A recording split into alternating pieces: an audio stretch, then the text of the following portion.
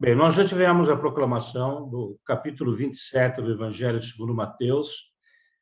Fizemos uma discussão prévia nas salas durante 30 minutos, cada um colocando o seu entendimento sobre essa passagem do Evangelho. E agora, então, nós teremos uma apresentação sobre esse trecho que será feito pela Clísia e pela Solange. Solange, por favor, pode compartilhar.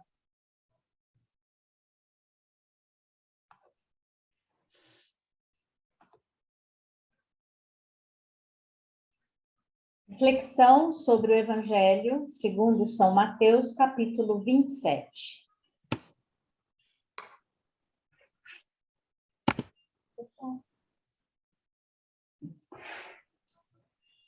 Convocaram um conselho. A conspiração feita pelos adversários de Jesus, descrita por Mateus, faz uma referência ao Salmo 2, no qual Davi descreve o modo como os governantes conspiram contra Deus e o Messias. E onde a gente lê: erguem-se juntos os reis da terra e os príncipes se unem para conspirar contra o Senhor e contra o seu Cristo. São João Crisóstomo afirma que os adversários de Jesus não o mataram em segredo porque queriam tirar a sua glória, visto que muitos admiravam-no. Por isso, os príncipes dos sacerdotes e os anciãos se empenharam em matá-lo publicamente e diante de todos. E São Jerônimo reforça a solicitude dos sacerdotes na prática do mal. Permaneceram a noite inteira em vigília para cometer um homicídio e entregaram Jesus atado a Pilatos, sendo que o costume da época era entregar atado, ou seja, de mãos atadas, ao juiz, aqueles que eles condenavam à morte. Pilatos, o governador. Pôncio Pilatos foi representante romano, do ano 26 depois de Cristo até 36 depois de Cristo, governando a região da Judéia, Idumeia, Samaria, e sendo considerado um tirano muito severo. Apesar de não considerar Jesus culpado de crime digno de pena de morte, Pilatos não teve a integridade de libertá-lo por sua própria autoridade e ficou imortalizado no credo dos apóstolos como responsável pelo sofrimento e crucificação de Cristo. Pequei, entregando o sangue de um justo. Essa é a fala de Judas, E São Jerônimo comenta que Judas, vendo o Senhor condenado à morte, devolve aos sacerdotes o preço de sua traição, como se com isso ele tivesse ao seu alcance a possibilidade de mudar a opinião dos seus perseguidores.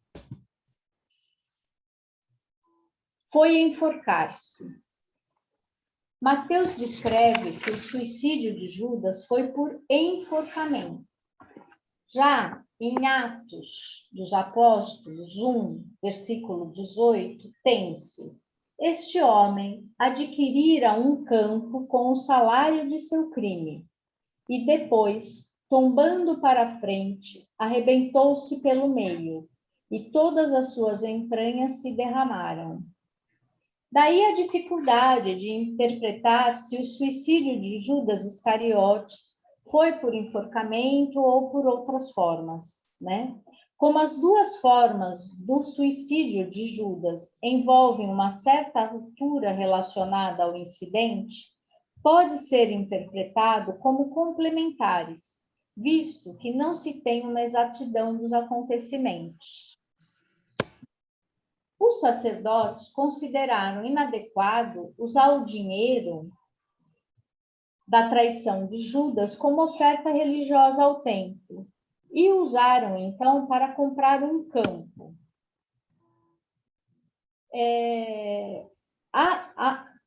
Aceldama ou Akeldama designa em aramaico o lugar em Jerusalém comprado pelos principais sacerdotes com as moedas de prata que Judas Iscariotes, o traidor, devolveu no templo como um arrependimento. Em aramaico, Akeldama significa campo de sangue. A terra nesta área, ela é rica em argila e era utilizada por oleiros.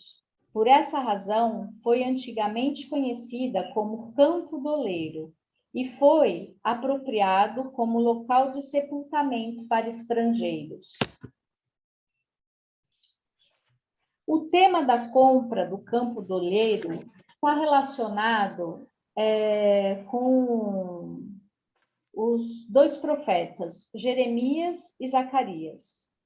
Em Jeremias, a gente tem que ele fez uma visita a um oleiro e foi ordenado por Deus a comprar um campo. Já Zacarias narra que pastores perversos avaliaram o Senhor como meros 30 ciclos de prata, valor tão insignificante que foi dado a um oleiro. O rei dos judeus. Os líderes de Jerusalém deram a Jesus um título com fortes conotações políticas, para fazer notar que ele poderia ser uma ameaça à autoridade de Roma. E assim, Pilatos teria motivos legais para matá-lo por insubordinação. Esse título foi usado jocosamente pelos soldados e inscrito na cruz de Cristo. Os reis magos são únicos a usar esse título ao longo de todo o Evangelho de Mateus de forma positiva e honrosa. Alegoricamente, os títulos e os objetos usados para caluniar Jesus significam sua majestade e seu triunfo sobre o pecado, sendo o manto vermelho representa a vitória de Jesus sobre Satanás ao derramar o próprio sangue. A coroa de espinhos aponta para a coroa da glória que adorna Jesus em sua ascensão aos céus. A vara significa o centro de seu reino celestial. Assim, por essas imagens, a vitória de Cristo é anunciada paradoxalmente em meio à sua aparente derrota. Uma revolta e lavou as mãos. Os líderes de Jerusalém não queriam gerar uma agitação pública, mas nesse momento incitam uma revolta a seu favor.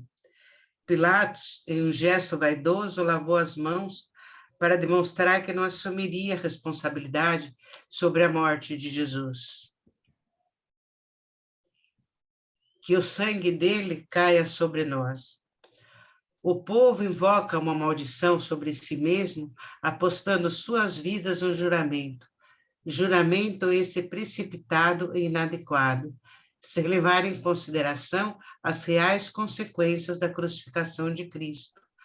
A culpa trouxe o julgamento sobre a cidade santa.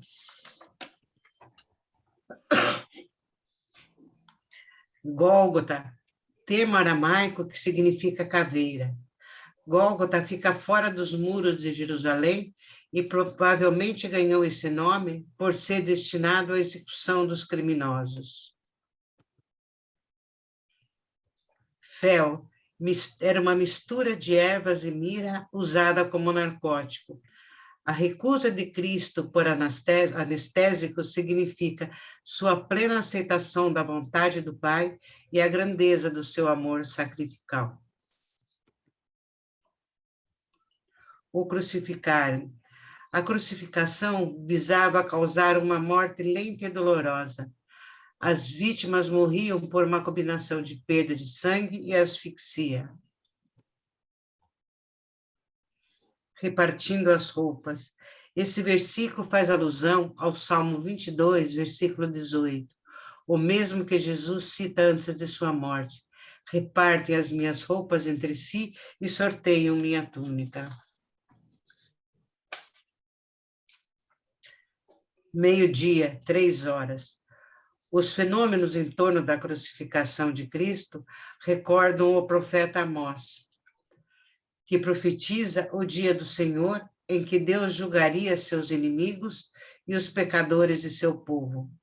Nesse dia, a terra iria tremer, o sol iria se esconder ao meio-dia e haveria gemidos como forma de luto por um único filho. Simbolicamente, de acordo com São Cipriano, os distúrbios da Sexta-feira Santa representam a aflição da criação pela morte de seu Criador. O sol, particularmente, retira seu brilho e olha para longe, para não ser forçado a encarar os crimes dos inimigos de Jesus.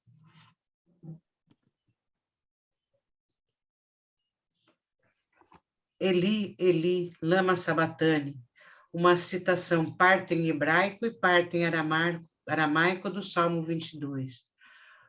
O Salmo 22 retrata o apuro de um justo sofredor. Mesmo sendo inocente, ele é escarnecido e abusado pelos ímpios. Ele volta-se a Deus em meio às suas aflições e suplica por libertação. Ao citar as primeiras linhas desse salmo, Jesus expressa a sua agonia enquanto experimenta o peso total da rejeição.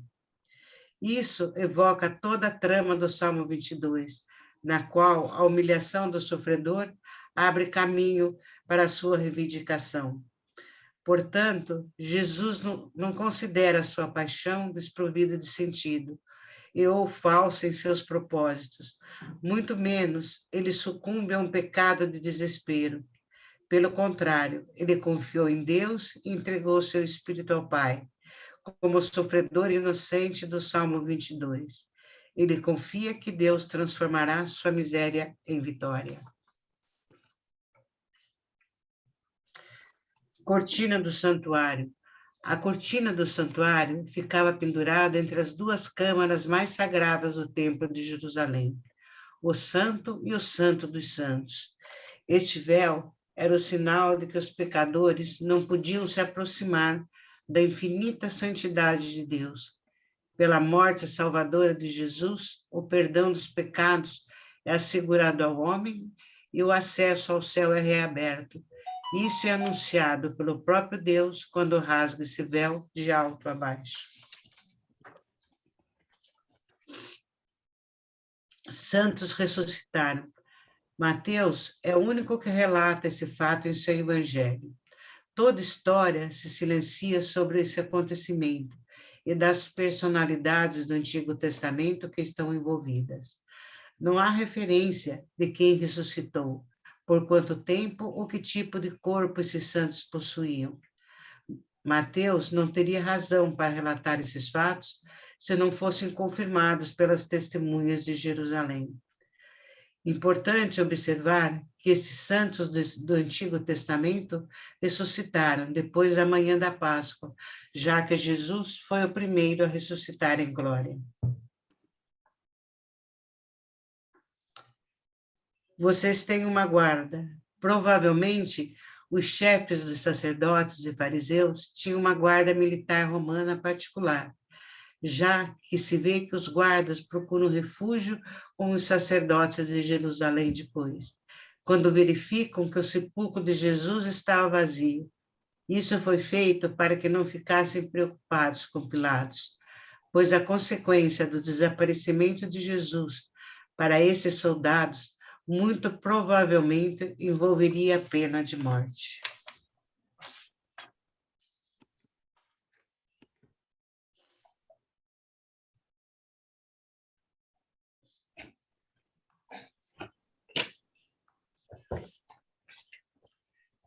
Bom, agora então, nós iremos mais uma vez para nossas salas simultâneas para continuar a reflexão sobre esse trecho do Evangelho, aprofundando o nosso entendimento.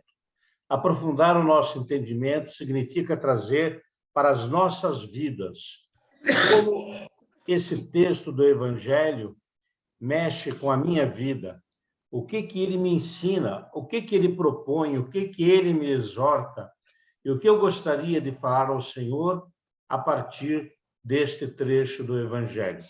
Então, teremos 30 minutinhos e, posteriormente, voltaremos a esta sala principal. Até já.